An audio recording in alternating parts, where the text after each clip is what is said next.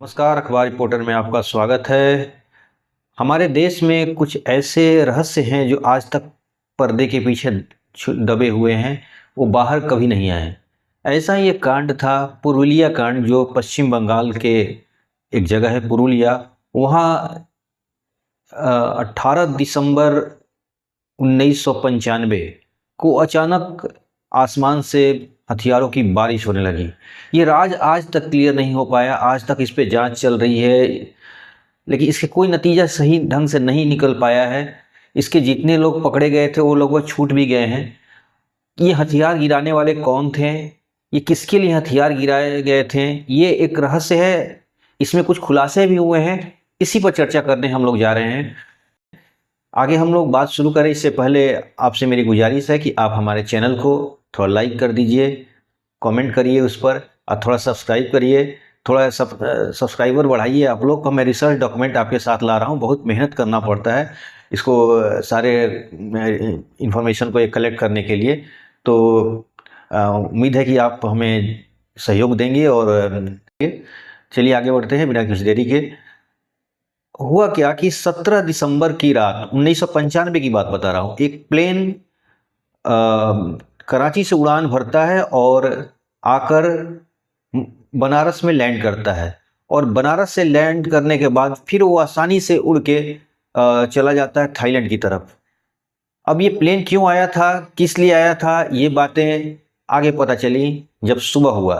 और सुबह हुआ तो ग्रामीणों ने देखा कि खेतों में चारों तरफ हथियार बिखरे हुए हैं। उसमें से बहुत सारे हथियार लोगों ने लूट कर अपने घरों तक लेके चले गए। सुबह में ये बात जंगल की आग की तरफ फैल गई कि आसमान से हथियारों की बारिश हुई है। पुरुलिया की बात कर रहा हूँ, ये पुरुलिया है, पश्चिम बंगाल का एक जिला है वहाँ की। ये हथियार के बारे में जब सारी एजेंसियों को, जब राज्य सरकार को पता चला तो राज्य सरकार एक्टिव हुई और मामला देखी कि बहुत संगीन है, तो मामला में केंद्र सरकार भी आ गई। और जब जांच शुरू हुआ तो जो पहला नतीजा आया उसके बारे में मैं आपको बताना चाहूँगा।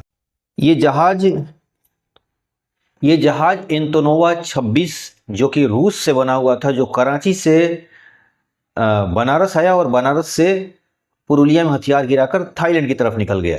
इसके ठीक 2 दिन बाद ये जहाज फिर वापस आता है और मुंबई में आने के बाद इस जहाज को हमारी सुरक्षा एजेंसियों ने अपने कब्जे में ले लेती हैं।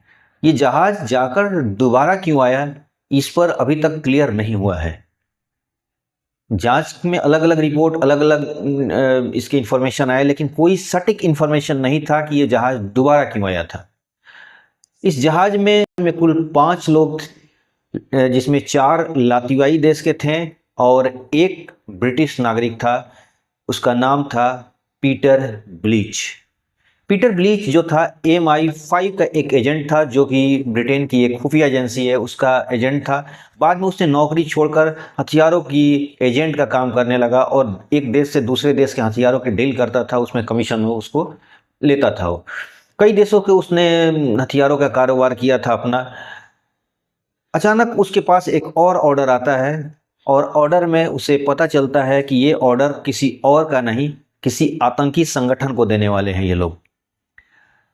और इस डील को करने वाला, मतलब इस ऑफर देने वाला किम डेवी था, जो कि डेनमार्क का नागरिक था।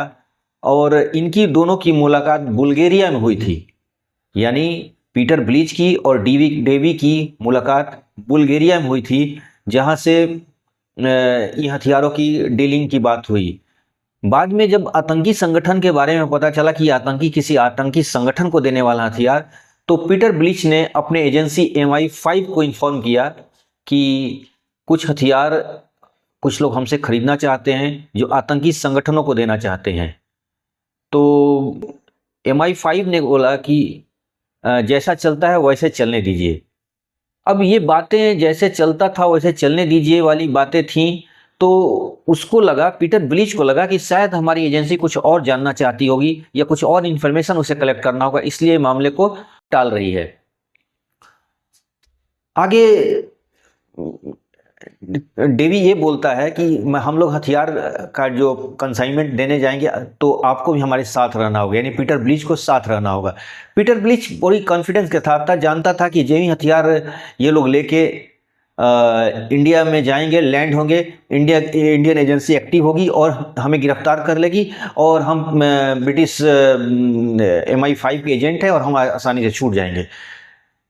जहाज मुंबई कराची से होते हुए बनारस आता है और जहाज वहाँ से जब लैंड करने के बाद उड़ जाता है, टेकअप कर जाता है, तब पीटर ब्लीच घबराने लगते हैं। वो घबराने लगते हैं इसलिए लगते हैं कि उनको लगता है कि कहीं ऐसा ना हो कि कोई एजेंसी, भारत की कोई सुरक्षा एजेंसी हमारे प्लेन से रॉकेट से मारकर हमारे प्लेन को गिरा ना दे। इस तरह की उनकी डर था। लेकिन जब हथियार गिरा कर जब आगे निकल गए तो उनको आश्चर्य हुआ कि हमें गिरफ्तार क्यों नहीं किया गया। दोबारा फिर प्लेन आता है 3 दिन बाद, यानी 21 दिसंबर को। पहला 17 को जहाज रात को हथियार गिराता है, 18 को लोगों को पता चलता है और उसकी 21 तारीख को फिर ये प्लेन वापस आता है मुंबई में और मुंबई में ये 5 लोग गिरफ्तार हो जाते हैं, 4 लतवाई नागरिक और 1 पीटर ब्लीच।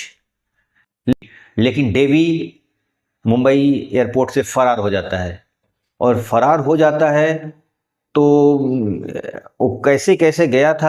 भारत के एक बहुत बड़े नेता का नाम आया था, मैं उनका नाम नहीं लूँगा क्योंकि एजेंसियों ने बाद में उनको क्लियर मतलब साफ दे दिया था कि ये नहीं है इसमें, इसलिए मैं उनका नाम नहीं लेना चाहूँगा। तो पीटर ब्लीच वहाँ से गिरफ्तार हो जाता है और उसके साथ जो 4 साथी थे वो भी गिरफ्तार हो जाए। 5 साथी, यानी 4 उनके ये और 5वां ये, नहीं कुल 6 लोग गिरफ्तार हो जाते हैं वहाँ से। जब गिरफ्तार होते हैं लेकिन डेवी वहाँ से निकल जाता है और वो डेनमार्क पहुँच जाता है। कैसे कैसे गया उसके बारे में आज तक रहस्य है कि वो इतना आसानी से निकल कैसे गया। दूसरी चीज़ कि MI5 ने बोला कि मैंने भारत के रॉ को ये इन्फॉर्मेशन दे दिया था कि एक प्लेन एक कंसाइनमेंट के लेकर हथियारों के लिए जा रही है, लेकिन भारत सरकार ने उसके रोका क्यों नहीं। ये क्वेश्चन मार्क है जो आज तक है। एक घटना और घटी थी जिस दिन वो प्लेन कराची से बनारस की तरफ आई थी, उस दिन भारत के सारे जो रडार सिस्टम थे काम करना बंद कर दिए थे। तो ये भी एक क्वेश्चन मार्क कि उस दिन सारे रडार बंद क्यों थे, यानी हमारी एजेंसियां उनको पकड़ी क्यों नहीं। एक इंटरव्यू में डेवी ने बोला था कि हम ये हथियार बंगाल सरकार, जो उस समय कम्युनिस्ट सरकार थी, बंगाल में कम्युनिस्ट पार्टी की सरकार थी, उसको गिराने के लिए एक आनंद मार्गी वहाँ संगठन हुआ करता था जो बहुत एक्टिव हुआ करता था। उसमें बहुत सारे लोगों पर खून खराबे और हिंसा का भी आरोप लगा हुआ था। उसको ये देने जा रहे थे क्योंकि ये भारत सरकार से मिले हुए लोग थे और भारत सरकार के इशारे पर हुआ था कि वहाँ पर हथियार गिराया जाए और ताकि हम कम्युनिस्ट सरकार को वहाँ से ख़त्म कर दें। लेकिन ये बातों में कुछ सच्चाई नहीं थी, ये बातें बिल्कुल मनगढ़ंत लग रही थी कि आनंद मार्ग ने भी इसको एक सिरे से खारिज कर दिया। तो और जहाँ एक बात और घटना हुई कि भारत सरकार ने डेवी को डेनमार्क में प्रत्यार्पण के लिए एक याचिका दायर की थी, जिसे सुप्रीम वहाँ के कोर्ट ने खारिज कर दिया। खारिज करने की वजह कि उसने बोला कि भारत में वो जाकर सुरक्षित नहीं रहेगा, इस तरह कह के उसका, यानी आज भी डेवी हमारे हाथ में नहीं आया है। MI5 का जो एजेंट था पीटर ब्लीच, उसको उम्र कैद की सज़ा हुई। बाद में उसे राष्ट्रपति ने रिहाई की, मतलब उसके सज़ा को माफ़ कर दिया, वो इंग्लैंड चला गया। फिर बाद में रूस के कहने पर वो लातवियाई जो नागरिक थे 5 वो भी अपने देश चले गए। यानी इस केस में आज कोई भी जेल में नहीं है, सब लोग ये आज बाहर हो चुके हैं। अब इसमें क्या सच्चाई थी ये भी नहीं क्लियर हुआ। 2011 में फिर से एक पेपर्स पब्लिश हुआ था, CBI ने उसको पब्लिश किया था, जिसमें कहा गया था कि वो जो कंसाइनमेंट था, वो उस पर जो हथियारों का जो पूरा जखीरा था, उस पर जो बिल था वो बांग्लादेश का था। बांग्लादेश की सरकार उस हथियार को खरीदने वाली थी जहाँ अपने सेना के लिए, लेकिन बांग्लादेश ने इस सिरे से खारिज कर दिया कि हमने आज तक इस तरह के कोई ऑर्डर नहीं दिया था। तो अब ये पांचों छः लोग जो थे, इसमें क्या इन लोगों की ये थी। और डेवी ने बाद में बताया था कि मैं आनंद मार्गी का एक सदस्य हूँ और मुझे अपने संगठन को मजबूत करने के लिए हथियार उनको देना था। जो मैंने चीन से स्मगलिंग करके सोना कमाया था, उस सोने के बदले मैंने हथियार खरीद के आनंद मार्ग को देने वाला था, क्योंकि मैं उसका एक मेंबर हूँ। अब ये बातें कितनी सच थी कितनी झूठ थी, ये तो क्लियर नहीं हुआ है। आज भी जो डेवी है ये है ब्लीच अपने देश में है, और ये जो 5 नागरिक और थे वो रूस के कहने पर वो भी अपने घर चले गए हैं। आज भी ये रहस्य ही है। इस पर इंक्वायरी होती है, जांच बैठती है, अभी बार बार प्रत्यार्पण के लिए फिर से अपीलें जारी हो रही हैं। लेकिन कुल मिलाकर ये पुरुलिया कांड का जो अभी हथियारों का जो जखीरा बरामद हुआ था, उसमें कहा जाता है कि 300 AK-47 और AK-56, 50,000 राउंड ये गोली, और पता नहीं कितने गोले बारूद बहुत सारे उसमें पकड़े गए थे। तो इतने सारे हथियार, बाद में पीटर ब्लीच ने बोला था कि ये हथियार इतना ही नहीं है, इससे और भी हथियार ज़्यादा इसमें था, इस प्लेन में, और बाकी आप ग्रामीणों ने जो लूट के ले गया वो शायद बरामद नहीं हुआ। तो आज के अंक में इतना ही।